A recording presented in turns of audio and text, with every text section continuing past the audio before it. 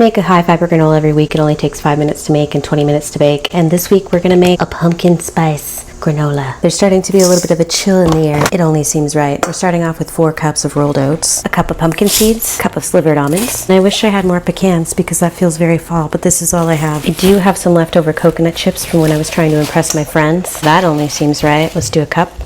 Half cup of ground flax, just to add a little extra fiber, as well as a 1/4 cup of chia seeds. I think we'll call that good on our dry ingredients. Let's move on to the best part. I just made this pumpkin pie seasoning. I showed you how to make it in the last video. Should we go hard? I'm gonna do like 1.5 tablespoons of pumpkin pie seasoning.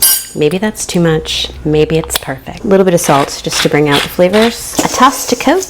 Oh my god, it smells so good. Wow! Okay, let's move on to our wet ingredients. This is where it gets exciting. So I've got my oven preheating to 350. I'm gonna do a 1/4 cup of olive oil. Probably better to use a neutral oil, but I just use olive oil because that's what I have. 1/4 cup of pumpkin pie filling.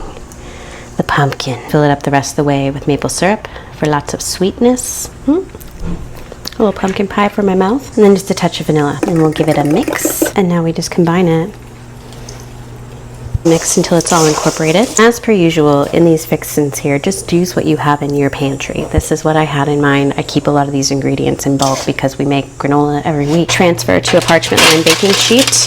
Nice and thin. And then we're going to throw it in the oven for 10 minutes, stir it around, and then throw it back in the oven for another 10 to 12 minutes until it's nice and toasty. Straight out of the oven.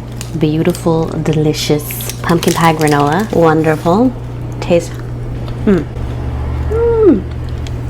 Let this sit for an hour and then I'll transfer it into an airtight container. It's good on the counter for like a couple weeks and that's it.